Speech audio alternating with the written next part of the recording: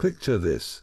A thick, swirling fog clings to the gaslit cobblestones of London, muffling the distant clip of hooves and the faint cries of newsboys. In the dim glow of a lone street lamp, a familiar silhouette moves with purpose, a deerstalker hat pulled low, a pipe clenched between his teeth. Sherlock Holmes is on the hunt, but not for any ordinary criminal. Tonight, he faces something far more sinister, something that defies the very logic upon which he's built his legendary career. Welcome, my friends, to one of the most haunting and architecturally complex cases ever to test the great detective's genius: The Adventure of the Black Cathedral. This isn't just another mystery, it's where Gothic horror collides with cold, relentless deductive reasoning. Imagine a structure so imposing, so shrouded in shadow and whispered legend, that it seems to breathe with a malevolence of its own. The Black Cathedral stands not as a house of worship, but as a monument to fear, its spires piercing the heavens like accusations, its walls echoing with secrets too terrible to speak aloud. For Holmes, this is more than a puzzle, it's a descent into the unknown. A challenge that threatens to unravel everything he believes about order and chaos, reason and superstition. And you, dear viewer, are about to step into that fog alongside him, to walk those eerie streets and piece together a truth darker than any London night. What you're about to experience is a journey into the heart of human ambition, fear, and brilliance. This tale explores how even the sharpest mind can be tested by forces that seem supernatural, and how courage isn't the absence of fear, but the will to seek truth in spite of it. Over the course of this video, we'll unravel the clues, confront the shadows, and stand beside Holmes as he battles not just a villain, but the very architecture of dread itself. So settle in, open your mind, and prepare to lose yourself in a story where every stone has a story. Every shadow hides a clue, and nothing is quite as it seems. The game is afoot, and it's waiting for you. The heavy oak door of 221B Baker Street groaned open one particularly damp evening, revealing a figure so consumed by fear he seemed more spectre than man. This was Canon Finch, a man of the cloth whose faith, it appeared, was being systematically dismantled by something he could not comprehend. His hands, clutching a worn Bible, trembled uncontrollably. His face, pale and slick with a nervous sweat, was etched with lines of pure dread. He was a man who had walked into the comforting certainty of his church and had stumbled headlong into a nightmare. Seated across from Holmes and Watson, the canon's voice was a thin, reedy whisper, straining against the memory of what he had witnessed. He spoke of the Black Cathedral not as a sanctuary, but as a living entity that had turned against its own. It began with sounds. He explained impossible sounds that defied all architectural logic. The mournful groans of settling stone were one thing, but these were different. A low, rhythmic chanting that seemed to emanate from the very walls during the deepest hours of the night. A chorus of voices with no physical source. Then came the cold spots, pockets of air so frigid they stole the breath from your lungs, moving through the nave like invisible, freezing spirits. But these eerie phenomena were merely the prelude to the true horror. The canon's story reached its climax with the death of the cathedral's beloved bell ringer, an old man named Joseph. Found at the base of the bell tower, his body was discovered not by a fall, but positioned deliberately in the center of a shadowy transept, his face a frozen mask of absolute terror. The local constabulary, quick to dismiss the oddities of the scene, called it a tragic accident, a stumble in the dark, but Canon Finch knew better. He described the look in Joseph's eyes, a sight he would carry to his grave. It was not the look of a man who had fallen. It was the look of a man who had seen the face of whatever ancient malice, now called the cathedral home. He had not come to Sherlock Holmes to solve a crime. He had come as a last resort, to beg for protection from the supernatural, to understand the true nature of the evil Canon Finch described. One must first understand the stage upon which this drama was set. The Black Cathedral was not merely a location. It was a living, breathing antagonist, crafted from stone and shadow. Its origins were as dark as the rock from which it was hewn. Constructed over a century prior during a time of great plague, it was built not from the typical pale limestone or sandstone of London's other great churches, but from a rare jet-black granite quarried from a single desolate peak in Scotland. The architect, a reclusive and notoriously melancholic genius named Alastair Blackwood, was said to have been driven mad by his own creation, disappearing into the moors, never to be seen again upon its completion. His final design was less a homage to God and more a monument to mankind's despair, a physical manifestation of the grief that gripped the city during its construction. From a distance, its silhouette was a jagged wound against the sky. Two monstrously tall spires, sharp as claws, strained upward as if trying to pierce the heavens themselves. Between them, the great rose window did not depict saints or angels, but a complex and unsettling mosaic of falling figures and demonic faces, cast in stained glass of deep crimson and midnight blue, making it look less like a window and more like a watching, malevolent eye. Every inch of the exterior was crowded with grotesque gargoyles, but these were not the standard, whimsical creatures found on other Gothic structures. These were tortured, twisted forms, hunched demons with leering smiles, winged serpents coiled in agony, and sorrowful angels with hands covering their faces, as if weeping in perpetual shame. They seemed less for diverting rainwater and more for keeping watch, their stone eyes following any soul brave enough to approach the heavy, iron-banded doors. Stepping inside did not offer the expected respite. The sheer scale of the nave was the first thing to overwhelm the senses, a vast cavern of darkness that seemed to swallow sound and light whole. What little illumination filtered through the grim stained glass fell in slanted, bloody shafts, illuminating swirling motes of dust that looked like spirits dancing in the air. The air itself was thick and heavy, perpetually cold and carrying the faint, metallic scent of old stone, and something else, something vaguely organic, like damp soil from a freshly opened grave. The vaulted ceilings, lost in shadow high above, created a profound silence that was routinely violated by the building's own strange acoustics. A whisper near the altar could be heard with perfect, chilling clarity in the farthest rear pew, while a firm footstep could echo and distort into what sounded like a dozen people pacing in the shadows just out of sight. This oppressive atmosphere was compounded by the history, soaked into its very foundations. Local legend held that the cathedral was built upon a site of ancient pagan power, a place of standing stones where old, forgotten rites were once performed. The townspeople spoke in hushed tones of the heart of the cathedral, a mythical cursed gemstone that Blackwood was rumored to have sealed within the foundation stone, a sacrifice to ensure his structure would never fall, but instead would forever radiate a palpable sense of sorrow and dread.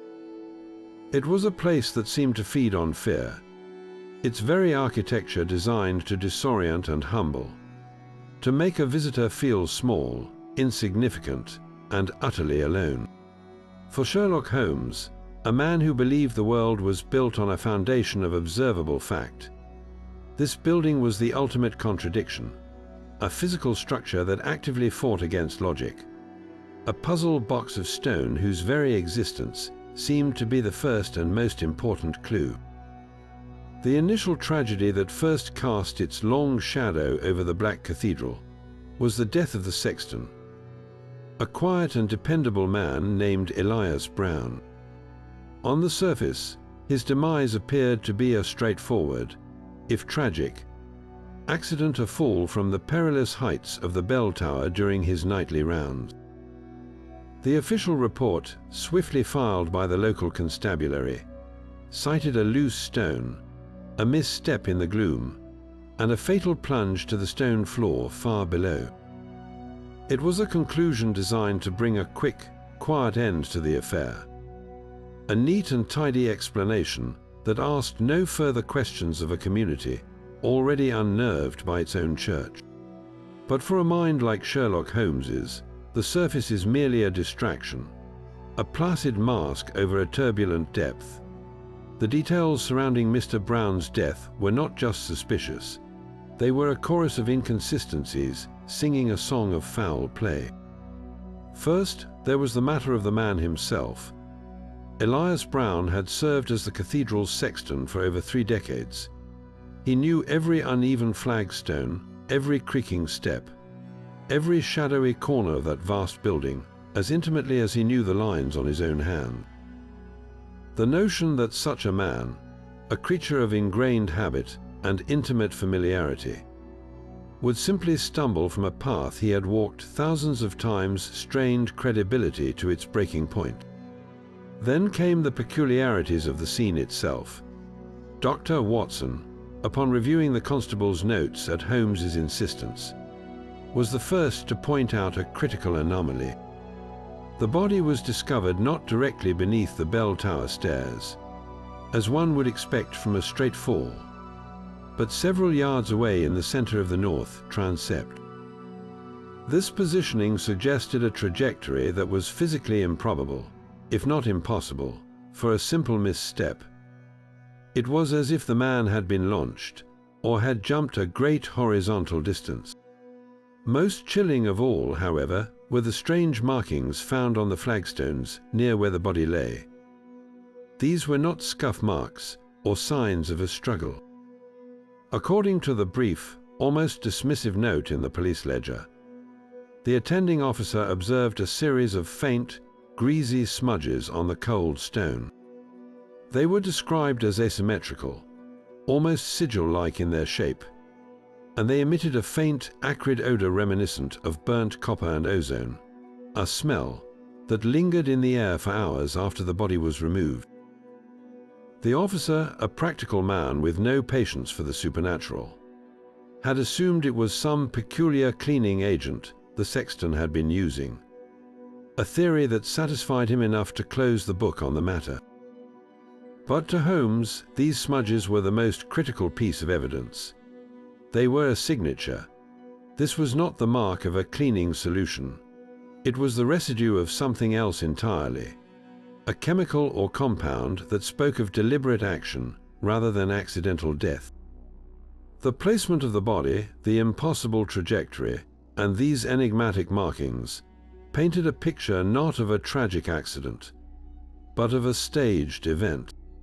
Someone had gone to great lengths to make a murder look like a mishap, and in their haste or arrogance, they had left behind a calling card, a cryptic clue that whispered of a method and a motive far more complex and sinister than a simple push from a height.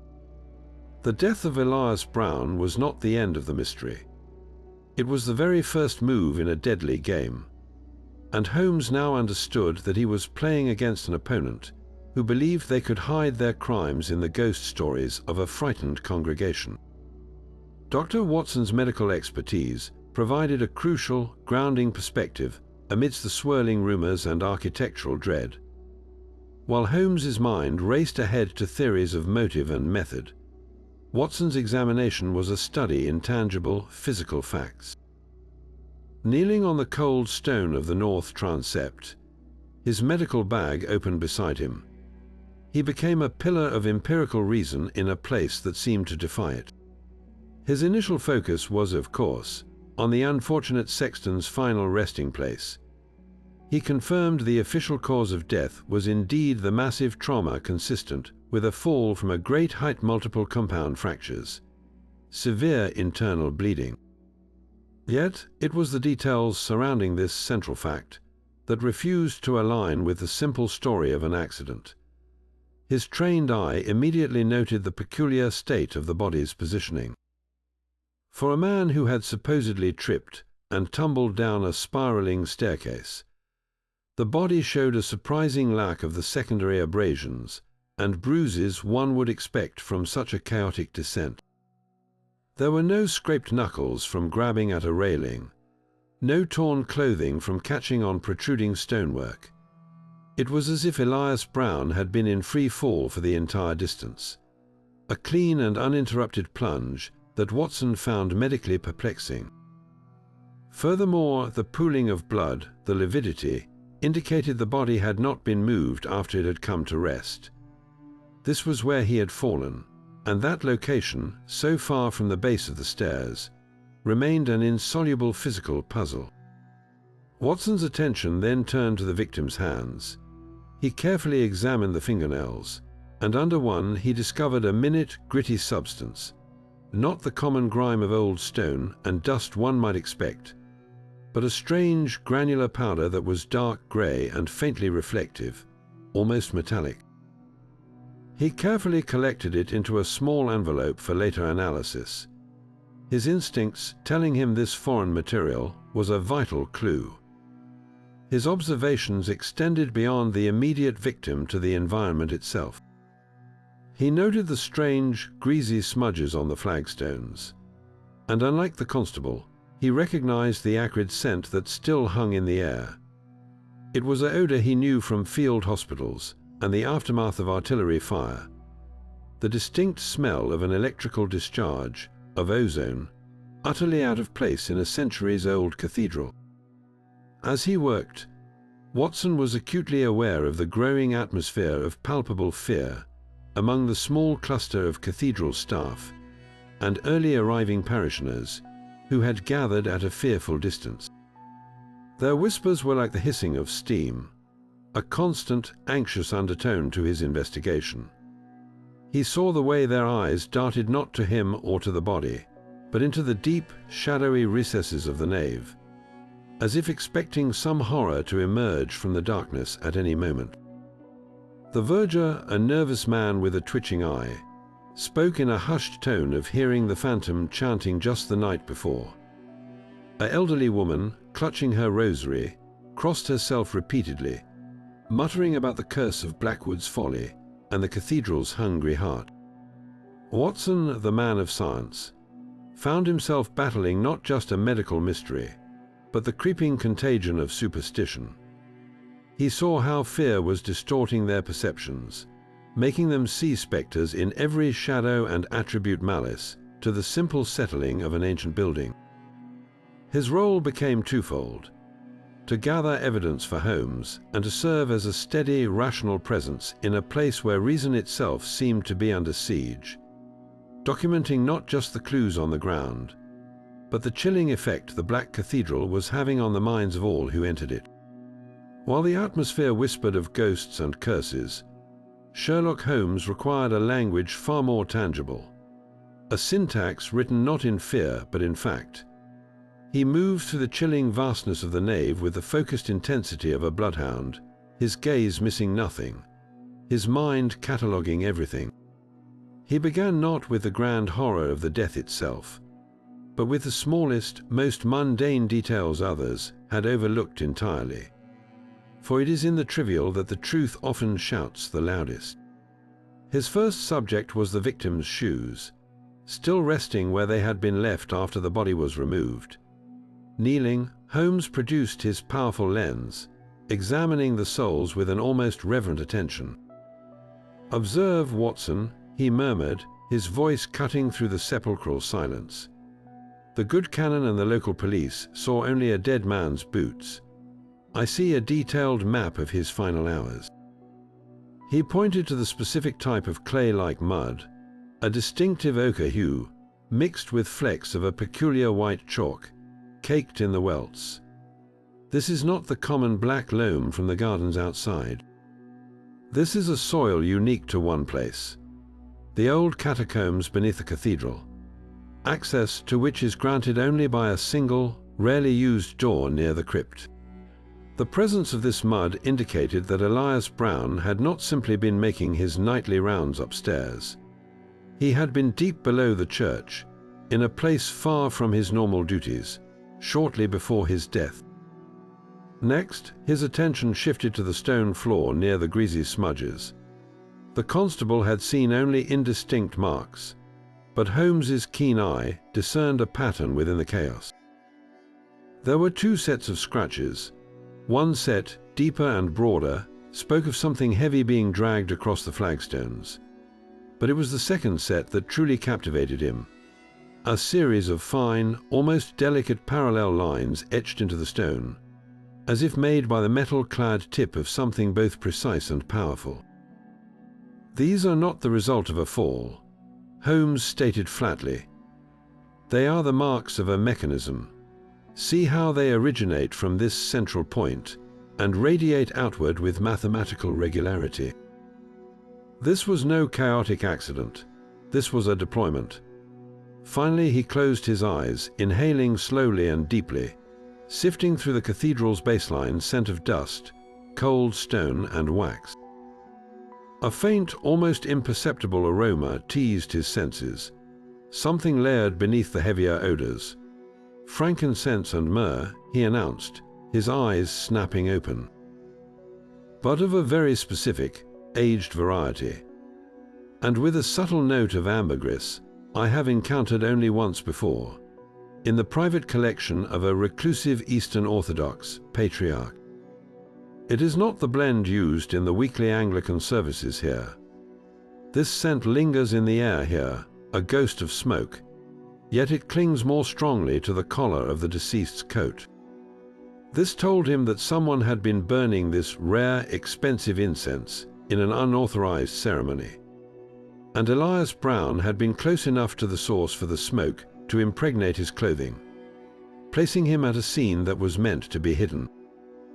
In a matter of minutes, Holmes had assembled a damningly different narrative from these 3-minute clues. The sexton had not been casually ascending the bell tower. He had been in the crypts, his shoes tracking up unique mud.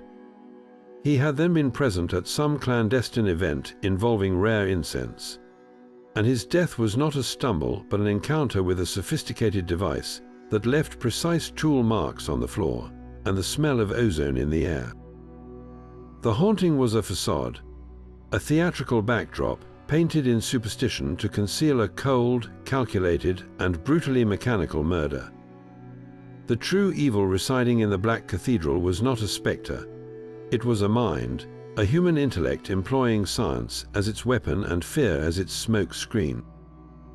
The sexton's modest lodgings, a small room tucked behind the sacristy, offered a stark contrast to the cathedral's oppressive grandeur. It was a space of simple routines and quiet solitude, a fact that made the discovery within it all the more shocking. While Watson provided a calm, steadying presence to the nervous staff, Holmes conducted a methodical search of the deceased man's personal effects. His keen eyes, trained to see the irregular in the mundane, passed over a well-worn Bible, a spare set of robes, and a simple wood chair. It was the desk, however, that held the secret. A subtle inconsistency in the dust patterns on its surface hinted at a recent disturbance. With precise fingers, Holmes pressed along the desk's edge until he found a nearly invisible seam. A small hidden drawer slid open with a soft click, revealing its sole contents, a single folded piece of heavy vellum. This was no ordinary letter. Unfolded, it presented a chaotic array of symbols that defied immediate understanding. It was a cipher, a complex one at that, and its very existence spoke of a life far more complicated than that of a simple church caretaker.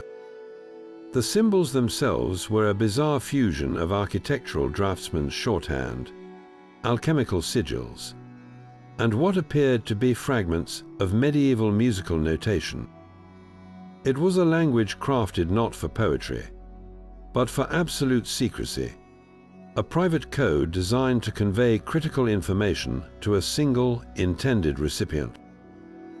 The paper was of high quality, the ink a rich, lasting black, suggesting its author was a person of some means and education. This was not the scribbled note of a frightened man. It was the calculated document of a conspirator. Holmes, with the fervor of a scholar presented with a lost text, spread the note on the desktop, his mind already beginning to dissect its patterns. He quickly identified the cipher as a polyalphabetic substitution, a method that uses multiple substitution alphabets to scramble the message, making frequency analysis, the standard tool for breaking simpler codes, almost useless on its own. The key to breaking it, he realized, would not be found in a book of codes, but in the very building that surrounded them. The note's author had cleverly woven the cipher's key into the fabric of the cathedral itself, a layer of security that meant only someone with intimate knowledge of the structure could ever hope to read it. The fragmented, decoded phrases that slowly emerged were more tantalizing than any ghost story. They spoke not of specters, but of cold, hard value and hidden knowledge. The note made cryptic reference to Blackwood's penance and the heart of his sorrow, phrases that echoed the local legend of the cursed gemstone sealed in the foundations.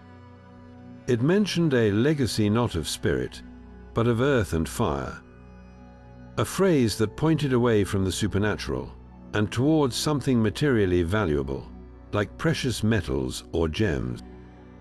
Most intriguingly, it contained a series of directional instructions based on architectural features. From the Weeping Angel, 7 paces north to the Knight's Despair, and beneath the third eye of the fallen saint, the truth lies in wait. This was a treasure map, but one written in a language of stone and shadow. Its landmarks the very gargoyles and statues that adorned the cathedral. This single piece of paper fundamentally transformed the entire investigation. The death of Elias Brown was suddenly cast in a new, more dangerous light. He was not a random victim of a haunted building. He was a player in a high-stakes game of hidden wealth. He was either a seeker of this treasure or a guardian of its secret, and his knowledge had made him a target. The phantom chanting and the mysterious cold spots were no longer the central mystery. They were likely elaborate theatrics, a smokescreen designed to keep the superstitious away from the true secret hidden within the walls. The conspiracy now had a tangible goal, and the malevolent force in the cathedral was revealed to be not a ghost, but a ruthless competitor willing to kill for a prize that had remained hidden for a century. The game had evolved from an exorcism into a hunt, and Holmes now knew he was racing against a cunning adversary who understood that the best place to hide a secret is in the middle of a ghost story. With the cryptic note burning a hole in his pocket and the scent of ozone still fresh in his memory, Holmes knew his next move required a delicate touch.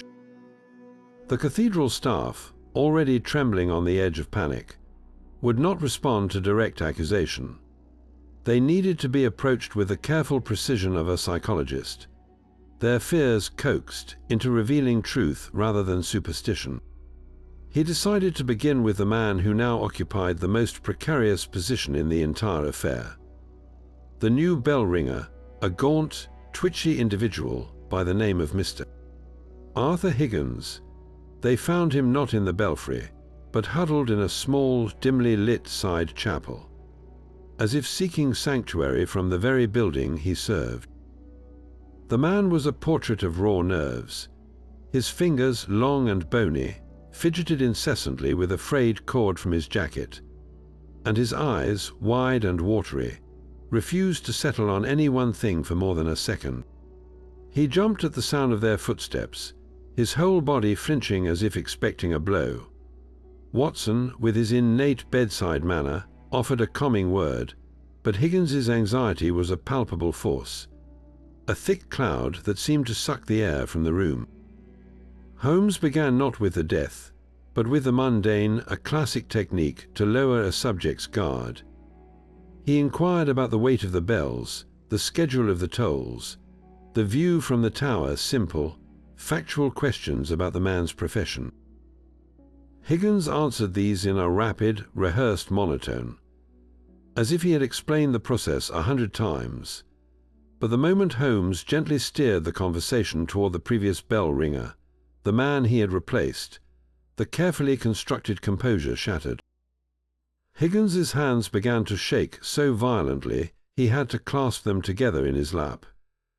His story of that fateful night emerged not as a coherent narrative, but as a jumbled series of contradictions and evasions, each one more telling than a direct confession. He first claimed he had been fast asleep in his quarters, heard nothing and saw nothing.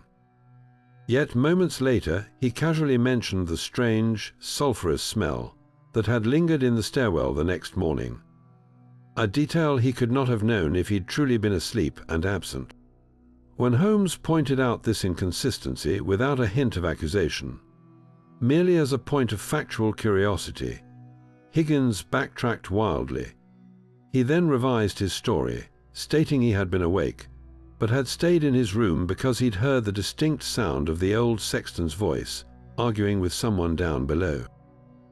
He described the other voice as low, distorted, and guttural, like stones grinding together, a description perfectly designed to feed the supernatural narrative. But it was his reaction to a seemingly innocuous question about the cathedral's foundation that revealed the most. Holmes, feigning academic interest, asked if he had ever been down into the old crypts to see the legendary foundation stone. At the mention of the crypts, a wave of pure, unadulterated terror washed over Higgins's face.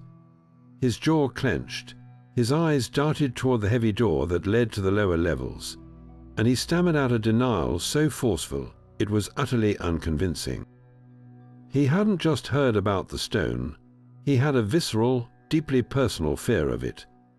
This was not the fear of a ghost story. This was the fear of a man who had seen something concrete and threatening in those shadows below. Holmes and Watson exchanged a single, meaningful glance. Every nervous tick, every revised statement, every panicked glance toward the crypt door painted a clear picture. Arthur Higgins was not merely a frightened bystander. He was a man trapped in a web of his own making, terrified of a living, breathing secret. He knew far more about the sexton's death than he was letting on, and his conflicting statements were the desperate flailings of a poor liar trying to keep his head above the dark waters of a conspiracy that was clearly much larger and far more dangerous than he had ever anticipated. He wasn't just hiding something. He was terrified of what would happen if that something were ever discovered. To understand the true nature of the forces at play, one must journey back through time to the very origins of the stone and mortar that defined this place of worship. The Black Cathedral's history is not a simple chronicle of construction and prayer. It is a layered tapestry woven with threads of ambition, desperation, and dark rumor, each era adding its own stain to the fabric. Long before the first block of black granite was laid, the land itself was considered sacred, though not in any conventional sense. Local antiquarians and folklorists whispered of an ancient, pre-Christian circle of standing stones that once dominated the hilltop, a site of potent and primal power where druidic priests were said to have performed rituals under the full moon. When the Normans came, they built a small chapel directly upon these pagan stones, and common practice intended to supplant the old gods with the new, but one that often resulted in a place feeling spiritually conflicted, as if two different kinds of magic were vying for dominance beneath the soil. This tension only deepened with the ambitions of the cathedral's architect, the brilliant and brooding Alastair Blackwood. Commissioned during a period of profound urban despair following a great plague, Blackwood was granted a near limitless budget, and a mandate to create a structure that would stand as an eternal testament to human resilience in the face of divine wrath. Instead, consumed by a personal grief, after losing his entire family to the very sickness he was meant to defy, he channeled his anguish into the design. The black granite, quarried from a single storm-lashed mountain in Scotland, was his choice not for its beauty, but for its funereal solemnity. The twisted gargoyles were not mere decorations.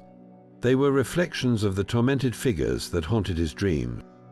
It was said he worked alone, often by candlelight deep into the night, and that he frequently argued with his unseen patron, a figure the few workers on site referred to only as the silent benefactor, a person who seemed to encourage the building's more unsettling aspects.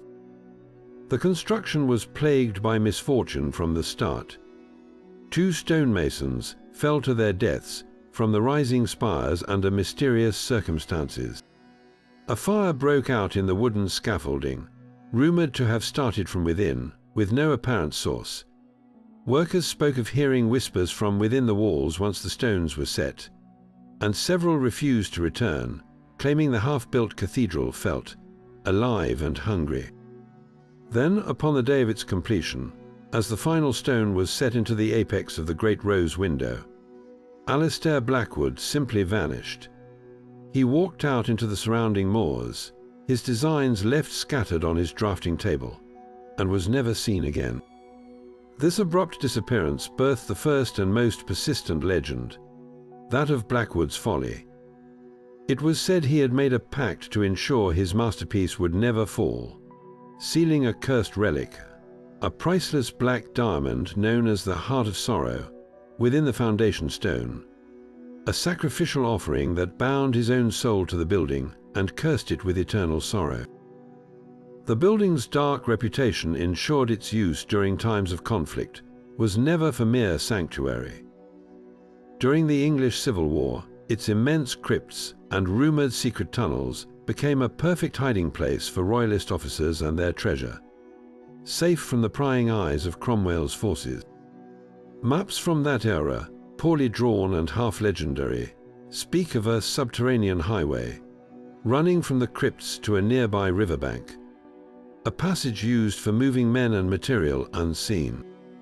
Over the centuries, these tunnels were largely forgotten, their entrances supposedly bricked up or collapsed, but they never entirely faded from local memory.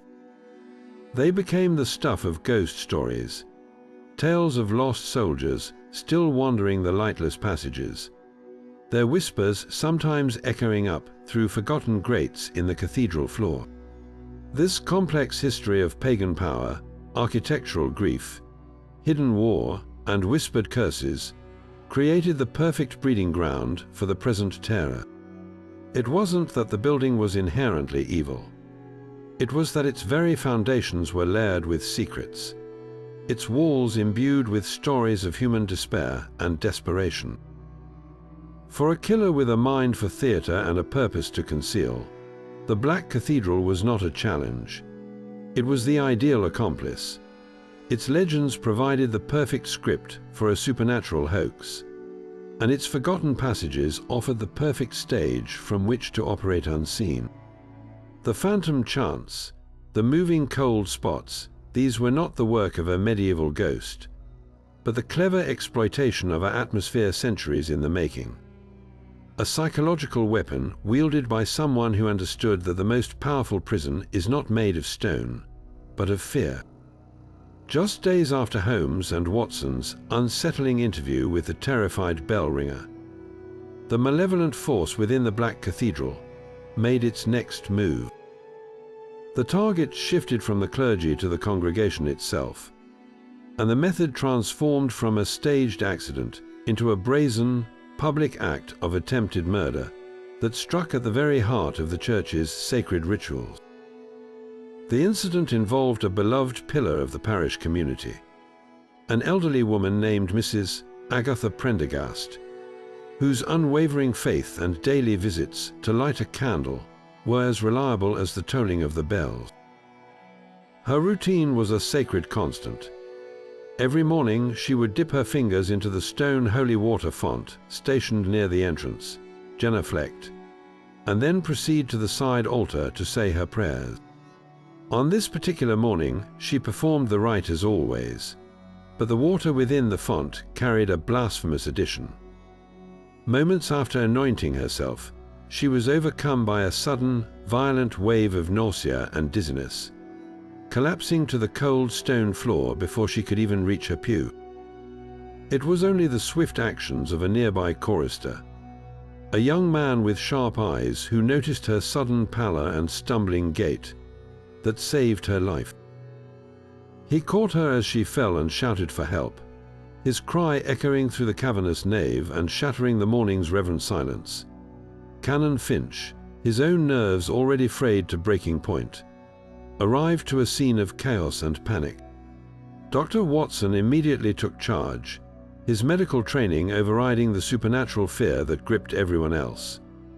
He detected the faint, telltale scent of bitter almonds, clinging to the woman's fingertips, the unmistakable signature of cyanide poisoning. A quick examination of the font revealed the horrifying truth. The holy water had been adulterated with a significant quantity of the lethal compound, a dose clearly intended to be fatal upon contact with the skin. Watson's swift administration of first aid and his urgent call for fresh air and milk, a known, if rudimentary, antidote, averted a tragedy, but the message was chillingly clear. The killer was not only still present, but was now willing to strike randomly at anyone, turning a sacrament into a weapon. This second attack fundamentally escalated the stakes of the investigation. The death of the sexton, while horrific, could be rationalized by a desperate mind as a targeted act, a settling of scores or the removal of a specific obstacle. The poisoning of the holy water, however, was an act of indiscriminate terror. It demonstrated a terrifying audacity and a complete disregard for innocent life. The killer was no longer hiding in the shadows. They were operating in the open, manipulating the most visible and trusted elements of the church to spread fear and chaos. This was not the behavior of a ghost bound to a specific location or grievance. This was the calculated strategy of a human mind, one that understood the power of symbolism and the potent psychological impact of defiling something pure. For Holmes, this new development was a treasure trove of logical evidence. The very public nature of the act created a timeline and a list of potential witnesses where before there were only whispers. His examination of the font itself revealed critical clues the killer had left behind in their haste or arrogance. The rough-hewn interior of the stone basin showed minute scratches, not from years of use, but from the hard edge of a glass or ceramic container being used to pour the poison into the water. More importantly, caught in a tiny, natural imperfection in the stone, was a single short strand of a peculiar dark wool fiber, dyed a deep, almost black shade of blue not commonly used in clerical vestments, or the garments of the typical parishioner. The choice of cyanide itself was profoundly revealing. This was not a weapon of passion or a tool chosen at random. Cyanide requires knowledge to handle safely and access to acquire, pointing toward a perpetrator with some background in chemistry, photography, or perhaps even jewelry making, where the substance is sometimes used. This narrowed the field of suspects considerably, shifting focus away from superstitious ground staff and toward individuals with education and specific technical skills. The haunting had now fully revealed its true face. It was a campaign of psychological warfare, using the theater of the supernatural to mask a series of ruthless, calculated crimes with a very human and desperately avaricious motive. The game was not only afoot, it had become a race against time to prevent another, perhaps successful, atrocity.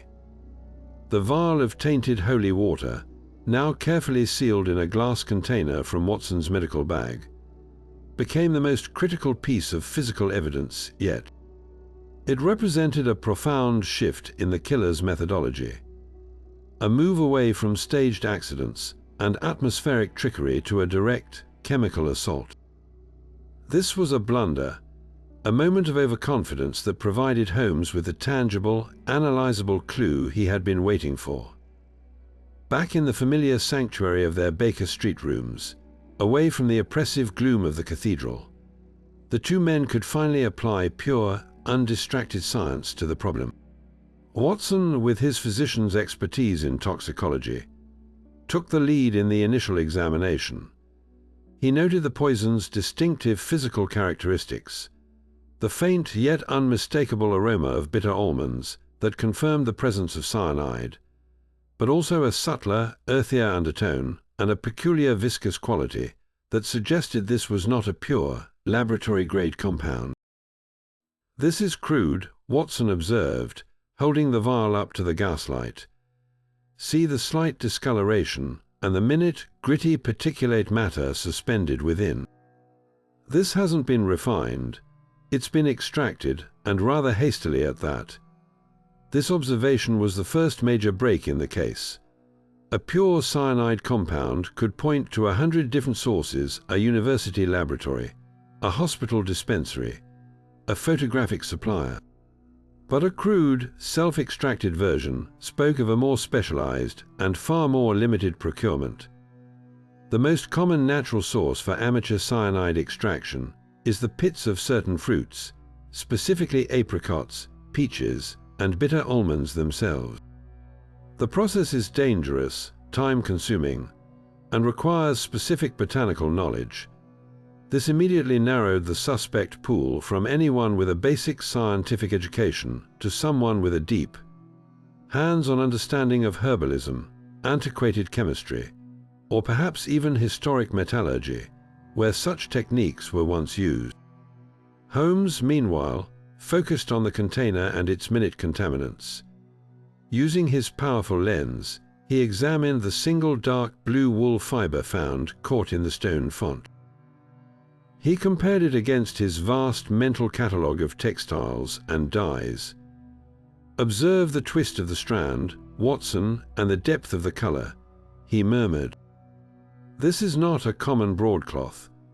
It's a specific type of hand-spun wool, dyed with woad and over-dyed with indigo to achieve this particular midnight shade.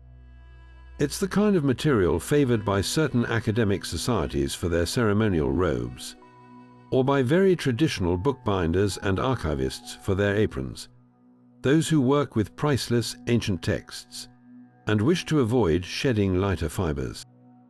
This clue pointed toward a person of specific, perhaps antiquated, trades or affiliations. Then Holmes turned to the particulate matter Watson had identified.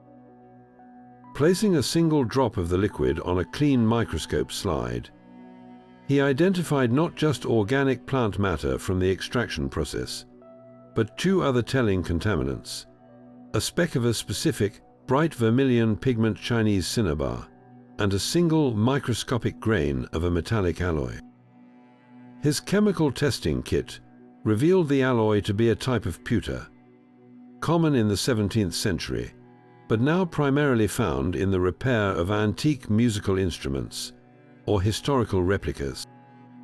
Every element, the crude poison, the unique wool, the cinnabar, the antique pewter, formed a constellation of clues that all pointed in a single, converging direction. This was no longer a scattergun investigation. Holmes now knew they were looking for an individual with a very particular set of skills and resources, someone with knowledge of archaic chemical extraction methods, likely with access to rare botanical materials, who also had a connection to historical artifacts, academia, or antique restoration. The spectral haunting in the cathedral had been a masterful illusion, but the poison was a receipt, and it had just been traced to a very specific and very human doorstep. The solution to the impossible sounds and the killer's ability to vanish into thin air did not lie in the realm of spirits. but in the forgotten architecture of the past. Holmes's meticulous study of the cathedral's original blueprints, which he had procured from a dusty archive, revealed a tantalizing anomaly. The wall behind a particular side altar dedicated to a minor saint was, according to the plans, significantly thicker than any structural support could possibly require. It was a discrepancy that would be meaningless to anyone else, but to Holmes it was a siren's call. He and Watson returned to the cathedral under the cloak of a moonless night, their lanterns cutting weak beams through the oppressive darkness. The altar itself was a heavy, ornately carved piece of Gothic woodwork, depicting the saint's martyrdom in grim detail. Holmes ignored the religious iconography, his focus instead on the cold, solid stone of the wall behind it. His long fingers traced the mortar between the blocks, searching for the telltale sign he knew must be there. He found it not by sight, but by touch and sound. One particular stone, set just behind the altar's right side, felt different. Instead of the rough, age-pitted texture of its neighbors, its surface was smoother, almost polished by repeated contact. And when he pressed his knuckles against it, the resulting sound was not a solid thud, but a faint, hollow echo. "This is it, Watson," he whispered, his voice barely audible. The keystone, the entire mechanism pivots on this single block, with Watson providing counter-pressure on the altar itself to prevent a catastrophic screech of wood on stone. Holmes applied his full weight against the suspect stone. For a heart-stopping moment, nothing happened. Then, with a deep, grinding rumble that sounded like the earth itself waking, a seamless section of the wall, 3 feet wide, began to swing inward. It moved with a terrifying, ancient slowness, revealing not a shallow alcove, but a yawning black chasm that exhaled a breath of air so cold and stale, it made them both recoil. They had not found a hiding place. They had discovered a gateway. Before them stretched a narrow, steep staircase hewn directly from the bedrock, descending into an abyss of pure black. The air that wafted up was a museum of forgotten centuries, carrying the sense of wet clay, rot, and that faint, acrid smell of ozone they had encountered at the scene of the sexton's death. Holmes lowered his lantern, but its light could not penetrate the profound darkness more than a few steps down. The steps themselves were worn smooth in their centers by the passage of countless feet over hundreds of years, a silent testament to the secret traffic that had used this route. This was the Phantom's Highway, the explanation for every impossible appearance and disappearance. The killer had not been chanting from the shadows of the nave. They had been speaking into a ventilation shaft, their voice distorted and amplified by the stone tunnels. The moving cold spots were drafts from this subterranean world, channeled up through cleverly designed grates into the church above. Every supernatural event had a perfectly logical, architectural explanation rooted in this hidden network. Holmes's deduction was now chillingly clear. The culprit had used this labyrinth to move through the cathedral like a ghost, completely unseen. They could access nearly any point: the bell tower, the sacristy, the very holy water font itself, without ever stepping foot in the main nave during the hours of the crime. This was how they had staged the sexton's death and poisoned the font with such brazen confidence. They were not taking a risk. They were simply retreating into the walls, vanishing from the scene as completely as if they had never been there at all. The discovery transformed their understanding of the investigation. They were no longer hunting a person. They were mapping the secret anatomy of the building itself, for the tunnels were not just a hiding place. They were the key to the entire conspiracy, the physical manifestation of the hidden history they were only just beginning to unravel. With the hidden doorway standing open like a gaping mouth into the earth, Holmes and Watson turned their attention to the threshold itself. The beam of their lantern fell upon the top step. illuminating a thick, velvety layer of dust that had lain undisturbed for what could have been decades. This was not the common, gritty dust of the London streets that occasionally found its way inside. This was the fine, silken powder of ages, the accumulated decay of stone and mortar and time itself, and it held a record more detailed and truthful than any ledger.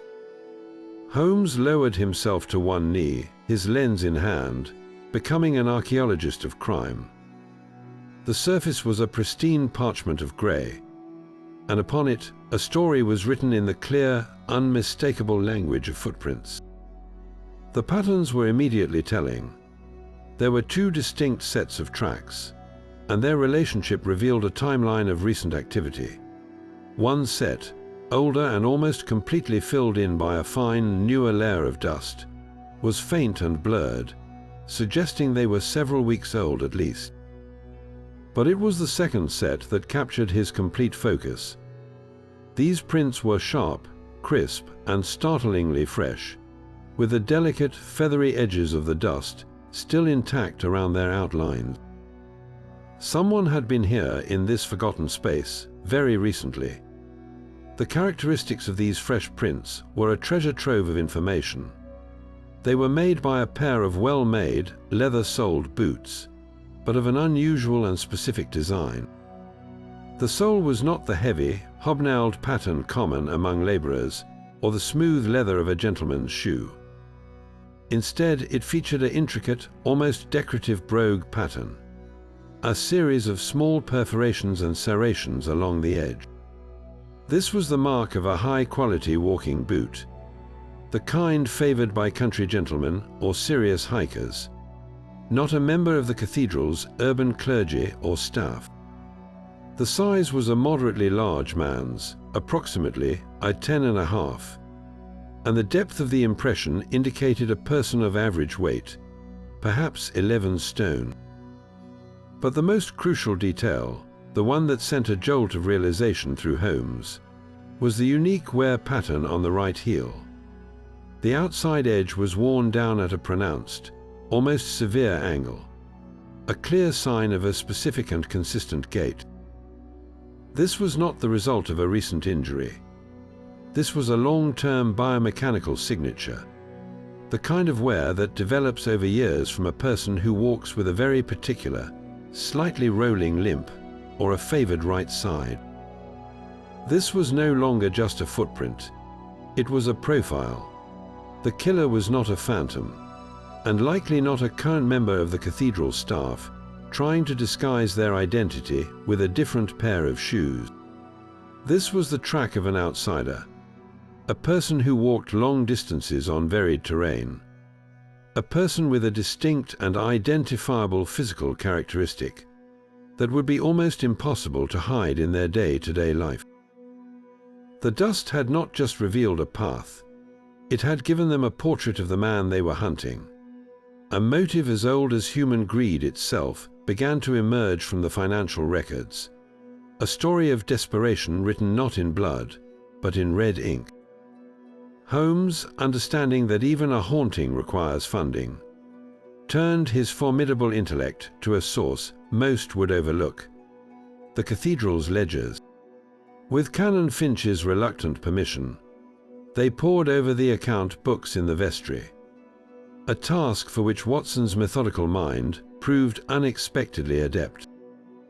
The numbers at first glance told a simple story of a struggling parish, but as they delved deeper, cross-referencing donation logs with maintenance expenditures, a far more alarming picture came into focus. The Black Cathedral wasn't just struggling. It was teetering on the very edge of complete financial collapse. The signs were everywhere for those who knew how to look. The substantial bequests from wealthy patron families, a historical lifeblood for the grand building, had dwindled to a trickle over the past decade, their names conspicuously absent from the most recent roll. The weekly collection plate, once robust enough to cover basic costs, now brought in sums so meager they were often outpaced by the simple expense of burning candles and heating the cavernous nave. But the most damning evidence was a series of massive, outstanding loans taken out from a private bank, secured against the cathedral property itself. The repayment schedules were brutal, and the most recent entries showed several payments had already been missed, placing the entire historic edifice in imminent danger of foreclosure and seizure. This financial pressure explained the recent, and suddenly urgent, push for a series of expensive and highly publicized repairs. Leaking roofs, crumbling stonework on the spires, and a failing engine heating system were all cited as critical needs. Holmes noted, however, that the estimates for these repairs were wildly inflated compared to standard rates, and the work always seemed to be awarded to a single, obscure contracting firm that had no other listed projects in the city. It had all the hallmarks of a classic embezzlement scheme, a desperate siphoning of funds to keep the creditors at bay for a few more months. The sexton, Elias Brown, as a long-serving and trusted member of the staff, would have had access to these financial records. He would have seen the discrepancies, noticed the phantom invoices, and understood the dire reality of the situation. His knowledge didn't just make him a nuisance, it made him a direct threat to a conspiracy of fiscal survival. His death was not just about silencing a man. It was about protecting a fragile house of cards built from debt and deception. This revelation of financial ruin provided the most powerful human motive imaginable, far stronger than any ghost story. The legends of Blackwood's folly and the cursed gemstone, sealed in the foundation, were no longer just local myths. They had become a potential lifeline. For a desperate individual, the idea that a priceless black diamond, a literal heart of sorrow, with enough value to erase all debt and restore the cathedral to glory, might be hidden within the very walls, would be an irresistible obsession. The staged haunting, the atmosphere of terror, it all made perfect sense. It was a calculated campaign to empty the building of prying eyes, to create a justification for bringing in outside experts for repairs, and to provide cover for a frantic, secret search for the legendary gem. The evil in the cathedral was not supernatural. It was the all-too-human terror of losing everything, a fear that had driven someone to use the building's own dark legends as a weapon against their own congregation. The conspiracy was not for greed in the sense of avarice, but for a desperate, last-ditch attempt at salvation, no matter the cost. Into this atmosphere of financial desperation and supernatural terror stepped a figure who appeared, at first glance, to be a divinely sent savior. Lord Alistair Blackwood, a distant and heretofore unknown descendant of the cathedral's infamous architect, arrived in London with the impeccable timing of a stage magician. He was a man carved from old money and older secrets, his demeanor a carefully curated blend of aristocratic reserve and seemingly genuine piety. Dressed in impeccably tailored suits of a sombre, dark cloth, and carrying a silver-tipped cane that hinted at a past infirmity, he presented himself to Canon Finch not as a mere donor, but as a penitent heir seeking to right the wrongs of his ancestor. His offer was staggeringly generous. A single, no-strings-attached endowment, a sum of money so vast it would not only cover the cathedral's crippling debts, but also fund its restoration for a century to come. For the beleaguered canon, it was nothing short of a miracle. Here was salvation delivered by a man who shared the very name of the building's creator, a sign he took as a powerful symbol of redemption and closure. The vestry committee, desperate for any lifeline, was ready to accept the offer with tearful gratitude and minimal questioning. Yet, to the mind of Sherlock Holmes, the arrival of Lord Blackwood was not a miracle. It was the most suspicious event in the entire case. His first point of contention was the man's provenance. Holmes's own considerable knowledge of British aristocracy contained no record of this particular branch of the Blackwood family tree surviving into the present day. A swift, discreet telegram to his brother Mycroft at the Diogenes Club confirmed his suspicion. There was no official record of a Lord Alastair Blackwood holding a title or owning any significant estate in the British Isles. This discrepancy between the man's claim and verifiable reality was the first crack in a meticulously constructed facade. Holmes's investigation into the benefactor's recent activities revealed a pattern of behavior that spoke not of pious charity, but of calculated acquisition. Lord Blackwood, for all his public generosity, had been quietly and systematically purchasing the defaulted loans on the cathedral property from the various private banks that held them. He wasn't just offering a donation. He was strategically positioning himself to become the cathedral's sole creditor, a move that would give him ultimate financial leverage and control over the entire property. Furthermore, he had already commissioned his own team of architects and surveyors men with reputations not for ecclesiastical restoration, but for evaluating the structural integrity of old buildings for commercial development, to conduct a secret, after-hours assessment of the cathedral's foundations.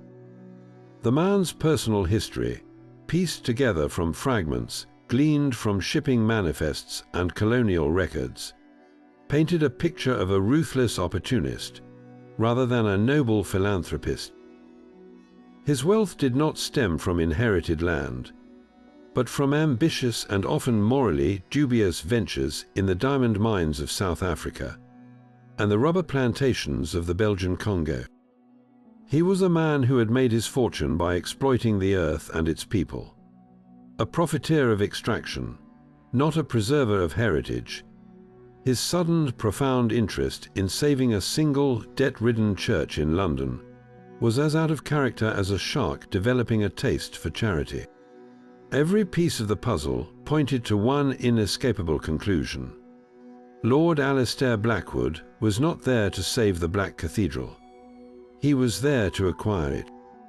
His generous offer was not a gift.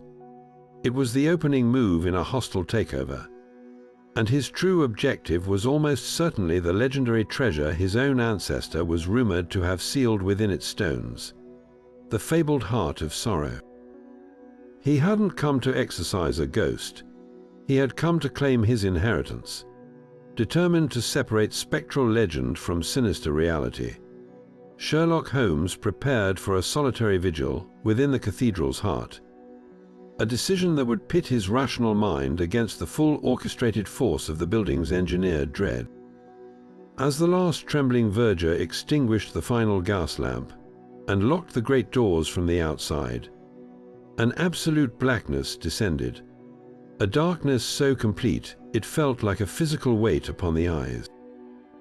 The familiar vast space transformed into an alien landscape of shifting shadows and amplified sounds.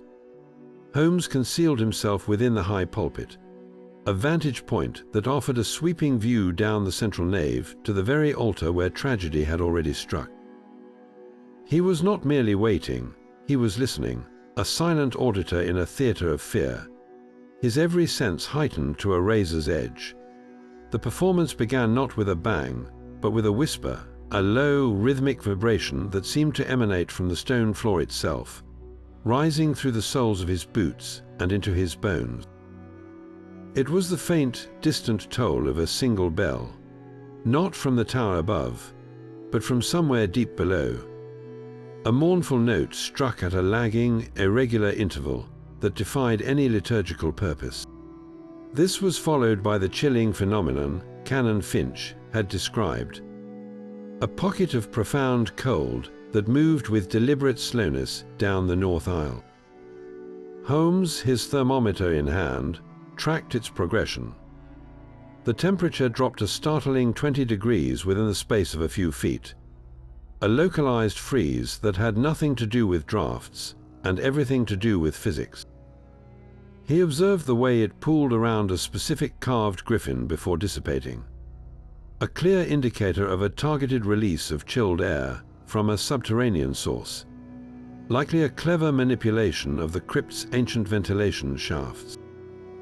The most disorienting effect, however, was the phantom chanting.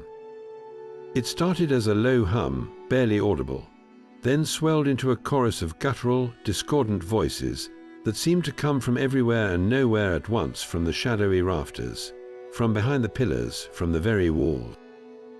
A lesser man would have felt his blood run cold, but Holmes merely closed his eyes, becoming a conductor isolating the instruments in a complex symphony of deception.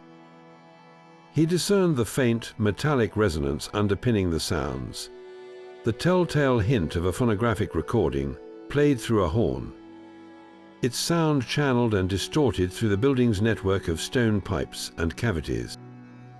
The voices were not spectral. They were a recording, a clever auditory illusion designed to fray the nerves and chase away the curious. His patience was rewarded just after the stroke of 2 in the morning, when the false chanting ceased abruptly. In the dead silence that followed, a new sound emerged, a soft, precise scraping of metal on stone, faint but unmistakable. It originated from the vicinity of the same side altar where he had discovered the hidden doorway. Peering through the carved wooden screen of the pulpit, Holmes saw a sliver of faint, wavering light appear in the absolute darkness as the secret door swung inward. A figure emerged, cloaked in a dark robe, holding a hooded lantern that cast a narrow beam onto the floor. The man moved with a familiar, slightly rolling gait, favoring his right side, a gait that perfectly matched the distinctive wear pattern on the boot prints they had discovered in the tunnel dust. It was their phantom, made flesh and blood.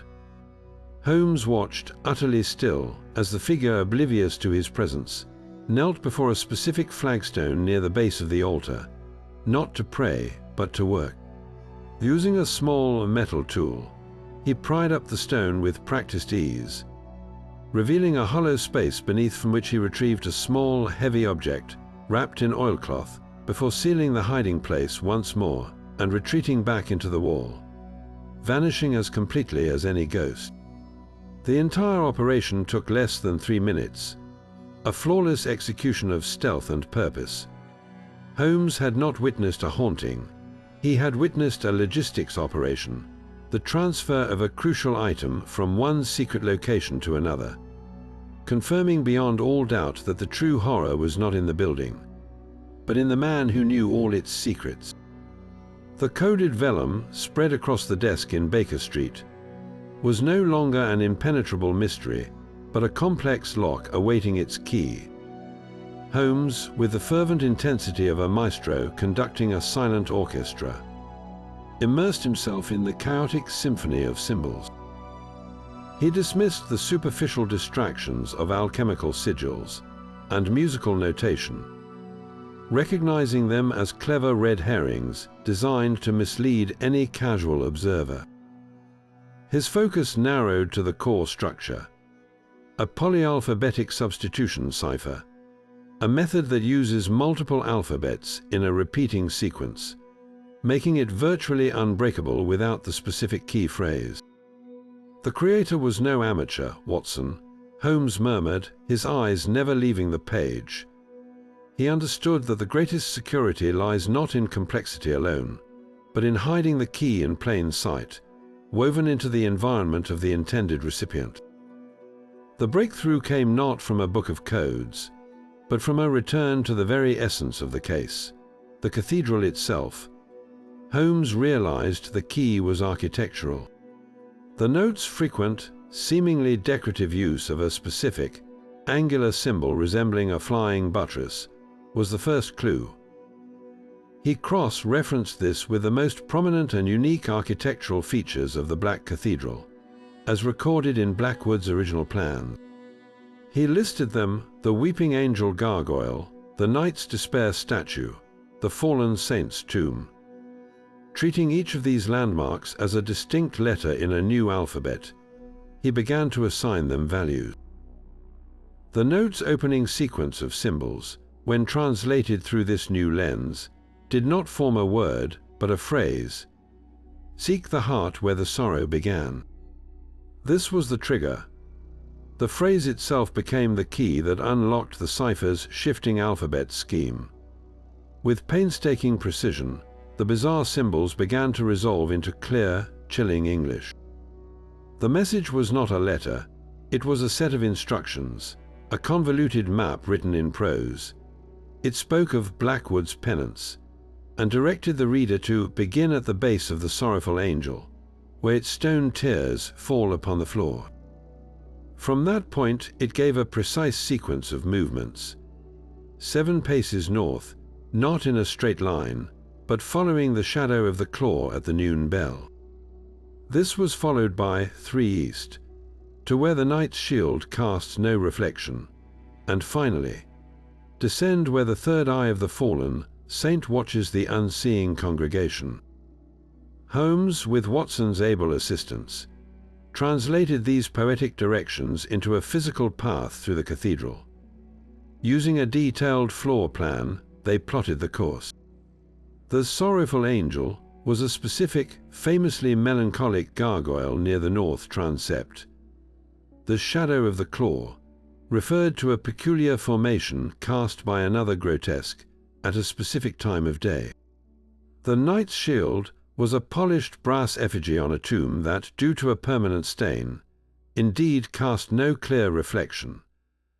This intricate sequence did not lead to a room or a door, but to a seemingly solid section of wall behind the very altar where the hidden doorway was located. The final instruction, descend where the third eye watches, was the most brilliant piece of misdirection. The fallen saint was a statue atop a tomb, its face worn away except for 3 deep pockmarks in the stone. Holmes discovered that applying pressure to the specific eye that aligned with their plotted-in point caused not a door to open, but a single specific flagstone at the base of the wall to slide sideways silently, revealing a narrow, rusted iron-rung ladder descending into the absolute blackness beneath the foundation. The deciphered note revealed the existence of a second, even more secret entrance to the subterranean network, one that bypassed the main swinging stone door entirely. This was a bolt hole, an escape route known only to the most privileged few. More importantly, the directions confirmed the ultimate destination. The messages spoke of a heart of stone and a legacy sealed in despair, which could only point to the legendary foundation stone and the fabled gem hidden within. The cipher was not just a map. It was a confession of knowledge and a guide to the conspiracy's ultimate prize. Elias Brown had not created this code. He had possessed it, likely inherited from a previous guardian of the secret. His murder was a direct result of this knowledge, and the note in his drawer was the very reason he had to die. Holmes now held the killer's roadmap in his hands, and he knew every twist and turn it contained. The air in the crypt was a physical presence, thick with the smell of wet earth, ancient decay, and the sharp, metallic tang of ozone. Holmes and Watson moved with a silence born of shared purpose, their lanterns casting frantic, jumping shadows against the rough-hewn stone walls of the narrow passage. The distant, rhythmic drip of water was the only sound, a maddening metronome counting down the seconds. They had followed the deciphered instructions from the sexton's note with the precision of surveyors. Each cryptic direction, 7 paces north, where the knight's shield casts no reflection, leading them deeper into the cathedral's forgotten veins until they stood before a heavy, iron-banded door, slightly ajar. From within, a faint, flickering light danced, and the low, muttered cadence of a single voice echoed into the tunnel. Pushing the door open, they stepped into a chamber that felt less like a room and more like a sanctum of greed. It was a small, circular vault, the walls lined with empty stone sarcophagi, their lids shoved aside to make way for a more modern kind of sacrilege. In the center of the room, hunched over a makeshift workbench fashioned from a tomb lid, was the gaunt figure of Arthur Higgins, the bell ringer. But the terrified, twitching man they had interviewed was gone, replaced by a figure of feverish, focused intensity. He was surrounded by a bizarre array of equipment. Glass beakers connected by copper tubing, a small battery, and crucibles blackened by intense heat. In his hands he held not a bell rope, but a pair of iron tongs, gripping a small, dark stone he was heating in the blue flame of a spirit lamp. He was so engrossed in his task he didn't hear them enter. The transformation of base fear into pure profit is an alchemy all its own, is it not, Mr. Higgins? Holmes's voice, cold and clear, cut through the muttered incantations like a knife. Higgins spun around, his face a mask of shock that quickly twisted into a defiant snarl. The fear was still there, but it was now weaponized, burning in his eyes alongside the reflection of the flame. He dropped the tongs, the hot stone clattering on the stone floor, and his hand darted toward a heavy iron pry bar leaning against the bench. Watson took a sharp step forward, his service revolver appearing in his hand with practiced ease. Its click as it was cocked was the final, decisive sound in the chamber. "There's no need for that, Higgins," Watson said, his voice steady. "The game is up. You understand nothing." Higgins spat, his voice cracking with a mixture of rage and desperation. "This is not theft. This is reclamation. This is my birthright." Holmes's gaze swept over the workbench, taking in the crude chemical apparatus, the bags of apricot pits, the source of his extracted cyanide, and the small cloth-wrapped bundle resting near the battery. "Your birthright, you are no distant heir. You are a historian, an academic gone rogue. Your knowledge of archaic chemistry, your familiarity with these tunnels. You were not hired as a bell ringer by chance. You applied for the position with this very goal in mind. You sought the heart of sorrow." Higgins let out a bitter, hacking laugh that echoed in the cramped space.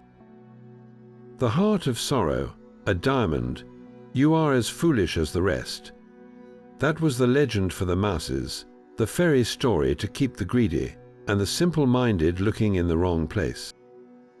He gestured wildly at the chamber around them. "My ancestor was not a fool. He did not seal a gem in the foundation.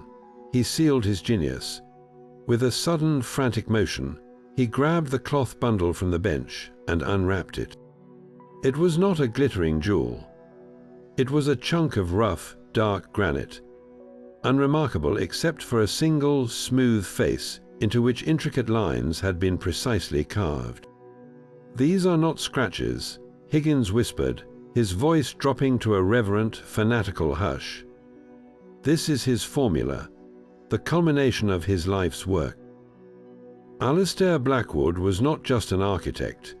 He was a chemist, a metallurgist centuries ahead of his time. He pointed a trembling finger at the symbols. "This is the recipe for his alloy. A metal stronger than steel, lighter than aluminum, and utterly resistant to corrosion. He discovered it in the very quarry that provided this stone. A secret he hid in plain sight, entombing it here within the heart of his greatest creation to keep it from being used for war. He called it his penance for the deaths during construction, his heart of sorrow. My family has passed down the truth for generations, waiting for the right time, the right person to reclaim it, and finally profit from his brilliance." His eyes blazed with a mad light as he gestured to the beakers and the battery. "And I have done it. I have replicated his process. This chamber isn't a tomb. It's a laboratory." The phantom chanting was a recording played through ventilation shafts to clear the building. The cold spots were releases of compressed, chilled air from the crypts. "The death of that fool Brown. He stumbled upon my work, tried to blackmail me, to claim a share of what was rightfully mine. He had to be silenced. And the old woman, a necessary distraction, to make you all look away from the real prize." He was panting now, his confession pouring out in a torrent of pride and madness. "Lord Blackwood is a fraud. a vulture-smelling carrion. He heard the family whispers of a treasure and came to steal it, but he seeks a phantom. The real treasure is knowledge. Power, and it belongs to me. In that moment, the true horror of the Black Cathedral was finally laid bare. The evil was not a ghost, nor was it a cursed gem. It was the poison of a singular, obsessive idea, passed down through bloodlines, that had festered for a century in the dark. Higgins, the terrified bell ringer, was in fact the master of the entire charade, a man so consumed by the legacy of an ancestor's discovery that he had murdered to protect it, and was willing to poison innocents to hide his desperate, secretive work. The greatest revelation was that the treasure was never gold or gems, but a secret etched in stone. And the heart of the cathedral's sorrow was not a thing, but the terrifying ambition it had nurtured in the dark. But the documents Higgins guarded so fiercely were not what Watson had imagined. There was no formula for a miraculous metal, no scientific breakthrough. As Holmes carefully sorted through the oilcloth-wrapped bundle, brushing away the grit of ages, the truth began to emerge. The pages were not notes on metallurgy. They were personal journals, letters heavy with wax seals, and most damning of all, a meticulously kept parish registry from a small rural church. The writing was not the technical script of an engineer, but the elegant, flowing hand of a man documenting a life-altering secret. The dates span the years just prior to the cathedral's construction, and the names within them told a story far more explosive than any scientific discovery. The legendary Heart of Sorrow was not a thing, but a person. The documents revealed that Alistair Blackwood, in his grief after losing his family to the plague, had not worked in complete isolation. He had found solace, and later love, with a woman from a nearby village, a woman far below his own social standing. Their union, conducted in secret, had produced a child, a son. But the social pressures of the time were immense. For Blackwood to acknowledge this heir would have meant utter social ruin, the loss of his prestigious commission, and the disdain of his wealthy patrons. His folly was not a mad architectural vision. It was the heartbreaking decision to hide his own family to preserve his career. The treasure he sealed away was the proof of his son's existence and rightful lineage, the very documents Higgins now clutched like a lifeline. This revelation recontextualized everything. Arthur Higgins was not a rogue academic. He was the last living descendant of that secret son. The Blackwood bloodline had not died out with the architect's disappearance into the moors. It had continued in obscurity, its true history passed down through whispers, a story of stolen nobility and a birthright denied. For generations, Higgins's family had lived with this knowledge, watching from the shadows as others bearing the Blackwood name enjoyed wealth and status that was, by blood, theirs. The documents were not valuable because they could be sold. They were priceless because they were the only key to unlocking a destiny that had been stolen over a century ago.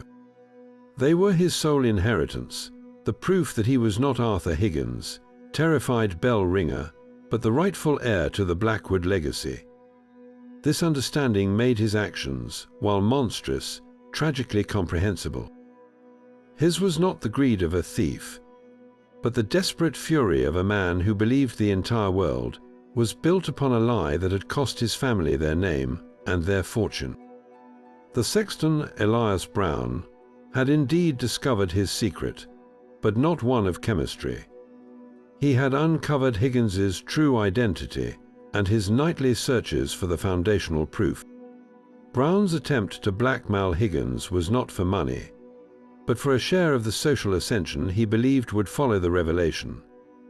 Higgins saw this not as a negotiation, but as the final, cruel twist in a century of injustice, another man trying to profit from his family's hidden sorrow. The murder was a desperate act to protect the only thing he had ever truly owned: his name, and this motive explained the true, terrifying stakes of the entire affair. The documents did not just prove Higgins's lineage. They invalidated the lineage of every other person who had since claimed the Blackwood title and estate, including the so-called Lord Alastair Blackwood, who had recently appeared. For that man and for the powerful, established noble family he likely represented, the emergence of these papers would mean more than embarrassment.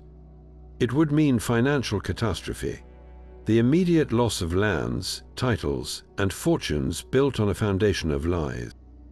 This was a secret people would indeed kill to protect, not for a gem, but for their very place in the world. The haunting, the murders, the poison, it was all a brutal war over identity, waged between a man who wanted to claim his name and the shadowy forces that would commit any atrocity to ensure he never could. The horror was not in the stone, but in the blood and the lengths to which men would go to control its story. The terrified, desperate figure of Canon Finch, who first begged for Holmes's help, now stood revealed as the true architect of the cathedral's terror. A man whose pious robes concealed the most human of sins, a desperate, all-consuming fear of losing his place in the world. His motive was not supernatural malice, nor was it simple greed for a gemstone or fortune. It was something far more relatable, and in its own way, far more tragic: the preservation of his family's legacy, a name and an inheritance he believed were his by right, and which he was willing to drown in blood to protect. The documents Arthur Higgins had killed for were not his to claim. They were a threat to everything Canon Finch had ever known.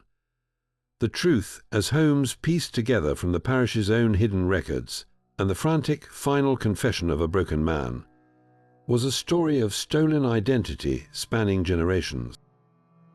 The distinguished Finch family, of which our terrified Canon was the current, proud head, had not always borne that name. A century ago, his great-grandfather was not a Finch at all, but a junior curate with ambition far outweighing his prospects. This man had been present in the days following Alastair Blackwood's disappearance, one of the few entrusted with the architect's private papers.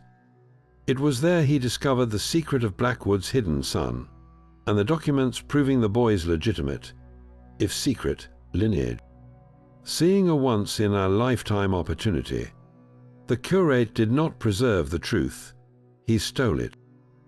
He suppressed the documents, ensuring the true heir would never be known. And over the ensuing decades, his own family slowly, carefully, inserted itself into the vacuum of power and influence left by the Blackwoods, eventually taking on the role of the cathedral's perpetual custodians and benefactors, building their entire identity and wealth upon a foundational lie. Canon Alastair Finch had been raised on the glorious, self-aggrandizing history of his family's pious dedication to the cathedral. He believed it was his sacred duty to protect and lead it.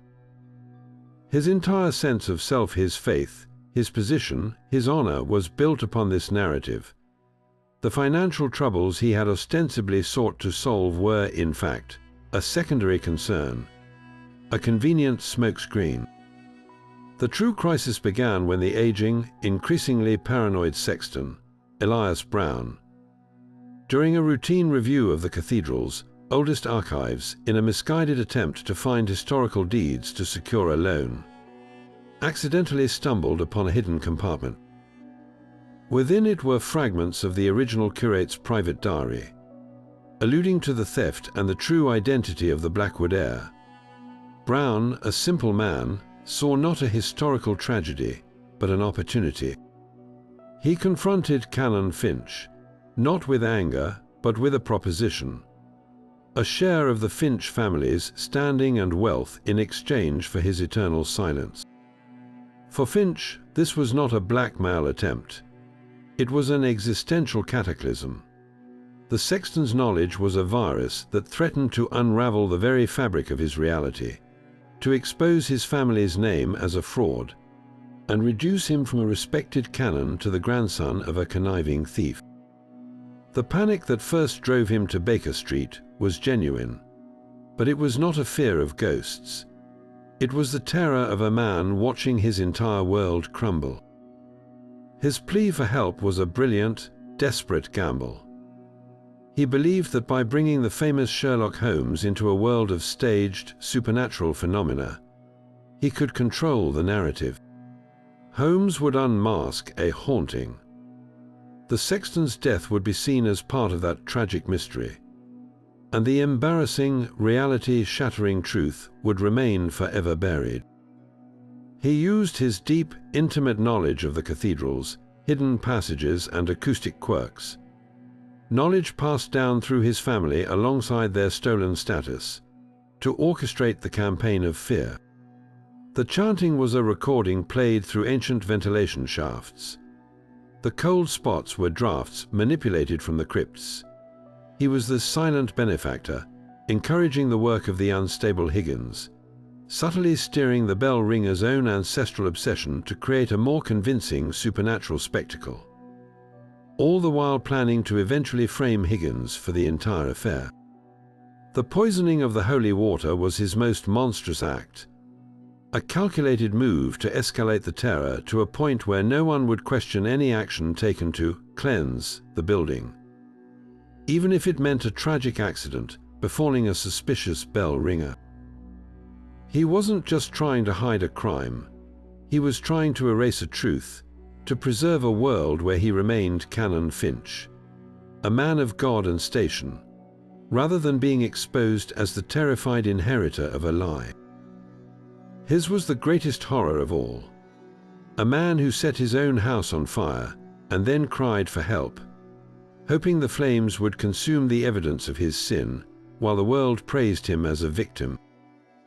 Understanding that the culprit's entire campaign was driven by a desperate need for a specific set of documents, Holmes realized the most effective trap would not be a physical snare, but a psychological one. He would use the one thing his adversary could not resist, the promise of the very proof they were killing to possess. The plan was a masterpiece of misdirection, designed to appeal directly to the obsession he had uncovered. With Watson's assistance, he created a decoy of breathtaking authenticity. They obtained period-appropriate vellum and mixed ink, using a historic recipe to achieve the correct faded quality. Holmes, with his profound knowledge of calligraphic styles, perfectly replicated Alistair Blackwood's precise architectural hand. The document they forged was not a full confession, but a fragment, a single tantalizing page that appeared to be the key piece of the puzzle, explicitly naming the location of the true inheritance, and signed with Blackwood's florid signature. The stage for the confrontation was set with the care of a theatrical production. Holmes arranged for a trusted Scotland Yard inspector to be concealed within the hidden passage behind the side altar, while Watson positioned himself in the shadowy north transept. The decoy document was then placed in the most logical place the culprit would expect to find it. Not in the open, but hidden beneath the same flagstone near the altar where Holmes had witnessed the midnight transfer. This sold the illusion completely, making the discovery feel earned rather than gifted. The final, crucial element was the bait itself. Under the guise of confiding in a now deeply relieved Canon Finch, Holmes deliberately let slip that his investigation had reached a frustrating dead end, but that he had requested a specific, obscure text on historic metallurgical practices from a London archive, believing it might hold the final clue. This was the trigger. He knew the culprit, upon hearing this, would fear that Holmes was mere hours away from the truth, forcing them to make a move on the decoy that very night. The climax unfolded not with a dramatic arrest in the tunnels, but in the silent, gaslit nave, under the watchful eyes of the stone gargoyles. Right on schedule, the hidden door groaned open and a figure emerged, moving with that familiar, slightly rolling gait. It was not the frantic Higgins or the arrogant Lord Blackwood, but Canon Finch himself, his face stripped of its usual kindly anxiety, now tight with a cold, focused avarice. He went directly to the flagstone, pried it up with a tool from his robe, and retrieved the decoy document. As he unfolded it, his hands trembled, but this time with exhilaration, not fear. He began to read, his lips moving silently in the dim light, completely unaware that he was not alone. A fascinating read, is it not, Canon? Holmes's voice rang out, clear and sharp, as he and Watson stepped from the shadows, blocking any retreat. I found the author's choice of phrasing particularly illuminating, especially the part that does not exist. Finch jerked upright, the paper crumpling in his fist, his eyes wide with a mixture of shock and fury. For a moment, the pious mask was utterly gone, replaced by the visage of a cornered animal. Holmes, you don't understand. This is mine, my family's legacy. That man Brown, he wanted to take it all away, to expose us. He wanted a share of what you had built upon a lie. Holmes stated, his voice cold and relentless. And you chose murder to protect the illusion of a name. You poisoned the holy water of your own church to create a panic. You used the history of this building to terrorize your own flock, all to conceal a crime of greed committed by your ancestor a century ago. Your performance in my sitting room was worthy of the stage, Canon. Your fear was genuine, but it was not a fear of phantoms. It was the terror of a man about to be unmasked. The Canon's defiance collapsed under the weight of Holmes's dismantling of his every action. He did not confess to the murders with remorse, but with a bitter, self-justifying rage, detailing how he had manipulated the unstable Higgins and orchestrated the hauntings to create a believable monster to take the blame. His words, pouring out in the heart of the church he had defiled, were not an admission of guilt, but a final, twisted sermon on the lengths a man will go to preserve his own self-regard. He had been so consumed by protecting his stolen identity that he walked directly into a trap, baited with the one thing he valued more than his faith, his name.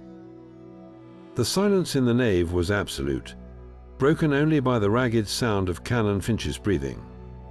The crumpled decoy document fell from his hand, its meaningless script a final, mocking testament to the reality he could no longer escape. The cold focus that had gripped him moments before shattered, leaving behind not the kindly clergyman, but a hollowed-out man staring into the abyss of his own making. His eyes, wide with a mixture of terror and a strange, exhausted relief, darted between Holmes's impassive face and Watson's steady revolver. The game was indeed up, and the confession that poured forth was not one of remorse, but a frantic, self-justifying explanation. A desperate attempt to make us see the world through the distorting lens of his own consuming fear. It was never about the money, he began, his voice a hoarse whisper that seemed to suck the air from the vast space. Not for me, it was about legacy. My name, my family's honor, everything I am, everything my father and his father before him built. It was all predicated on a single, beautiful lie. He spoke of Elias Brown not as a victim, but as a threat to the very fabric of existence. That simple, grubbing man, he thought he had found a key to a fortune. He came to me not with accusations, but with a proposition, a partnership. He believed the documents proved a claim to a noble title and estates. He saw wealth and status. I saw annihilation. His account of the sexton's death was chilling in its clinical detail. He described luring Brown down into the crypts that night under the pretense of needing help with a structural survey, playing on the man's desire to be involved in the secret. I showed him the foundation stone, Finch said, his gaze growing distant. I told him the legend of the gem, and his eyes, they lit up with such avarice. He was so busy dreaming of diamonds, he never saw the device. The device was a tripwire mechanism of his own design, hidden in the shadows, connected to a powerful spring-loaded piston, salvaged from an old church organ. It was not meant to kill, he claimed, but to frighten, to make Brown stumble back, to fall and be injured, to make him believe the cathedral itself had struck him down for his greed. But the angle was wrong, Finch murmured, a tremor finally entering his voice. The force, it was too much, it didn't push him, it launched him, he didn't cry out. He just flew through the air, silent as a prayer, and landed with a sound I will hear until my dying day. The greasy smudges on the floor were not sigils, but the lubricant from the piston's housing. The smell of ozone was from the electrical contact he used to trigger the spring. He had then used the hidden tunnels to drag the body to the transept, staging the scene to look like a fall from the bell tower. Scattering the apricot pits he used for his cyanide experiments, nearby to later frame the unstable Higgins if needed. The poisoning of the holy water was the act of a man whose desperation had curdled into monstrosity. I needed a diversion, he stated, his tone becoming matter of fact, as if discussing a change to the Sunday service roster. Holmes was getting too close, asking too many questions about the finances, about the history. The fear needed to be escalated, made random, made real. I chose Mrs. Prendergast not out of malice, but for her routine. She was a constant. Her collapse would be witnessed. It would be undeniable. It would prove the evil was not targeting any one person, but the very soul of the church itself.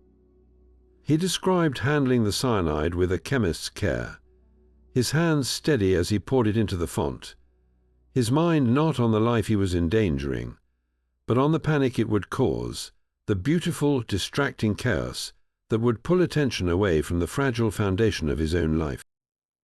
His voice rose in a final, pathetic crescendo of defiance. "Don't you see, I had to. I was not protecting wealth. I was protecting a truth that is more important than any single life. The truth that the Finch family are the rightful stewards of this place, that without us, it would have crumbled to dust generations ago. Brown threatened that. Higgins, with his mad obsession, threatened that. Even you, Mr. Holmes, with your brilliant, meddling mind, threatened to tear it all down. Everything I did, every single action, was to preserve the legacy of my family and the sanctity of this cathedral." In that moment, under the vaulted ceiling he claimed to protect, Canon Alastair Finch laid bare the ultimate horror. A man who had committed murder and attempted murder not for gain, but to maintain a delusion, to keep the world perfectly aligned with a story that had, for over a century, allowed him to believe he was someone he was never born to be. The arrival of Inspector Lestrade and his men from Scotland Yard was not a dramatic intrusion, but a sombre, almost funereal procession into the heart of the violated nave. The clatter of their boots on the stone floor was the only sound, a stark official counterpoint to the spectral whispers and chants that had so recently haunted the air. Lestrade, to his credit, took in the scene the ashen-faced Canon Finch, the determined presence of Holmes and Watson, the crumpled decoy document on the floor, with a quiet professionalism. There were no triumphant declarations, no gloating over the capture. The gravity of arresting a man of the cloth in his own church seemed to weigh heavily upon him. He simply listened as Holmes, in a low, concise monotone, laid out the chain of evidence, the financial motive, the staged accidents, the chemical proof of the poisoning, and the canon's own damning confession. The handcuffs that clicked shut around Finch's wrists were not of cold iron, but of polished steel, and they seemed less a restraint than a terrible, final punctuation to a life built upon a lie. As he was led away, his head bowed not in prayer but in shame. He did not look back at the altar, but at the stone faces of the gargoyles above, as if seeking absolution from the very monsters his ancestor had carved. Preventing a city-wide scandal required a narrative almost as carefully constructed as the haunting itself. Holmes, understanding that the truth could shatter the faith of thousands and destroy the cathedral as an institution, worked with Lestrade and a deeply relieved, though now leaderless, vestry committee to craft a public explanation that contained just enough truth to be plausible without revealing the devastating core. The official story, which would be dutifully reported in the press, told of a tragic case of a respected man, Canon Finch, suffering a sudden and severe mental collapse brought on by the immense stress of the cathedral's financial woes. In this version, he was not a cold-blooded murderer, but a delusional figure who had engineered the eerie phenomena in a misguided attempt to drive attendance and donations, his mind fracturing under the pressure until it culminated in the accidental death of the sexton during a confused struggle and a reckless, dangerous act with the holy water. The unstable bell ringer, Arthur Higgins, would be committed for treatment for his own obsessive delusions of grandeur, his story woven into the fabric of the tragedy. It was a story of human frailty, not calculated evil, a tale that would evoke pity rather than outrage, and most importantly, it would allow the congregation to mourn and heal without the foundation of their faith being ripped out from under them. The true documents, the fragile pages that had sparked a century of obsession and a modern-day murder, did not see the inside of an evidence locker for long. Once their value to the criminal case was documented, Holmes used his considerable influence to ensure they were transferred to the care of the British Museum's archival division, a move supported by a suddenly humble and cooperative Lord Blackwood, who was likely immensely relieved his own attempted fraud would remain a private matter. There, under climate-controlled glass, Alistair Blackwood's personal journals and the proof of his secret son's lineage would be preserved, studied and catalogued not as a treasure map or a weapon, but as a priceless piece of social history. They would tell future scholars a story of class, secrecy, and the immense human cost of ambition in Victorian England, their power to destroy lives finally neutralized by the calm, ordered world of academia. The heart of sorrow was, in the end, given not to a descendant, but to history itself. In the days that followed, a profound silence settled over the Black Cathedral, but it was a different kind of silence than before. The oppressive, watchful quiet was gone, replaced by a peaceful, almost weary hush, the sound of a great beast finally resting. The gas lamps seemed to burn a little brighter, their light pushing back the shadows not with defiance, but with a gentle assurance. The great rose window, with its mosaic of falling figures, no longer looked like a malevolent eye, but like a complex and sorrowful story frozen in time, a testament to the building's past rather than a threat for its future. The clearing of the evil did not come from an exorcism or the removal of a cursed object, but from the simple, powerful act of truth being brought to light. The architecture remained the same, the black granite still loomed, but the intention behind the space had been fundamentally altered. It was no longer a character in the drama. It was once again a setting, a beautiful, imposing, and peaceful house of worship. Its stones finally allowed to be just stones, its shadows just shadows. The game was over and the cathedral, at long last, was free. The fire in the hearth at 221B Baker Street crackled with a comforting warmth that seemed to physically push back against the lingering chill of the Black Cathedral. Sherlock Holmes sat in his familiar armchair, steepling his fingers before his face, while Dr. Watson poured 2 generous measures of brandy, the rich amber liquid catching the flickering light. For a long moment, the only sound was the gentle hiss of the logs and the distant rumble of a carriage on the cobblestones outside. It was Watson who broke the silence, his voice carrying the weary weight of a man who has stared into the darkest corners of the human soul. It is a singularly sobering thought, he began, swirling the brandy in his glass, to consider that the entire dreadful affair, from the first eerie whisper to the final, tragic confession, was not born of some ancient, supernatural malice, but of the most common and human of frailties. Greed, certainly, but not merely for money. It was a greed for identity, for a place in the world that he felt was his by right. Holmes lowered his hands, his grey eyes reflecting the firelight. You perceive the nuance correctly, Watson.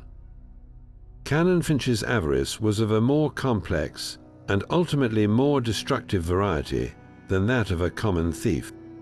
He was not stealing jewels or currency. He was attempting to steal permanence for a legacy built on a foundation of sand. His entire sense of self was an exquisite fabrication, a palimpsest written over the erased truth of his family's past. He murdered not to gain something new, but to prevent the loss of something he had never rightfully owned in the first place. In that, his crime possesses a particularly pathetic grandeur. He leaned forward, picking up his pipe, and beginning the methodical ritual of filling it. Consider the irony, the profound theatricality of it all. He used the very symbols of faith and sanctuary, the holy water, the sacred rites, the architecture itself, as props in his macabre play. The cathedral, intended as a refuge from the world's sorrows, became his stage for perpetuating a singular, personal sorrow over a century in the making. He corrupted the tools of solace into instruments of terror, proving that no institution, no matter how holy, is immune to the corrupting influence of a single, determined human flaw. Watson nodded, taking a slow drink. It makes one question the very nature of evil. We entered that case expecting to find a ghost, a spectre, some external force of darkness. Instead, we found a man in a clerical collar, terrified of being exposed as ordinary. His monster was not in the shadows of the nave. It was the fear of obscurity whispering in his own ear. Precisely, Holmes agreed, a plume of smoke curling towards the ceiling. The most enduring and dangerous haunted houses are not made of stone and timber, Watson. They are constructed from secrets, shame, and the desperate desire to control how we are perceived by history. Alistair Blackwood sought to hide his greatest secret in the foundation of his masterpiece. A century later, a man who owed his very name to that secret was willing to kill to keep it buried. The true heart of sorrow was never a gem. It was the original sin of a lie, and it pulsed through the history of that building, poisoning everyone who came too close to its truth. He fell silent for a moment, his gaze fixed on the flames. It is a reminder that our profession often deals not with the extraordinary, but with the ordinary pushed to its most extreme and tragic limits. We hunt not monsters, but men who have allowed a single facet of their nature, fear, pride, avarice, to grow until it eclipses all else. The Black Cathedral was not haunted by a demon, but by the ghost of a choice made 100 years ago, and the terrible price of maintaining it. And so the chilling mystery of the Black Cathedral was laid to rest, not with the vanquishing of a ghost, but with the unveiling of a far more human monster. The tale's most stunning twist was not a single reveal, but a series of devastating turns that redefined the entire case. We began hunting a spectre, only to find a meticulously staged haunting. We suspected a hidden gem, only to uncover a hidden heir. We trusted a man of God, only to find him the architect of the entire terrifying scheme. The true horror was never supernatural. It was the terrifying length to which a respected, seemingly pious man would go to protect a stolen identity and the fragile facade of his family's honor, using the very tools of his faith to commit sacrilege and murder. Sherlock Holmes's genius in this case was a masterpiece of seeing through the grandest of illusions. While others saw impossible phantoms, he saw the precise tool marks of a hidden mechanism. Where they heard demonic chanting, he discerned the faint echo of a phonograph horn. He understood that the most perfect crime is one where the environment itself is the accomplice, and he turned the building's own secret architecture against the killer. His brilliance lay not just in his observations, but in his psychological insight, recognizing that the motive wasn't greed for wealth, but a desperate, pathological greed for legitimacy. A need so powerful it justified poisoning holy water and staging a descent into hell. He didn't just solve a murder, he exorcised a century-old lie. This case stands as a powerful testament to the enduring appeal of the great detective, a mind that could navigate the darkest corridors of human deception and always find the logical thread leading back to the truth. But the beauty of a great mystery is that it lives on in the discussion it inspires. What did you think of the twists and turns? Were you suspicious of the canon from the start?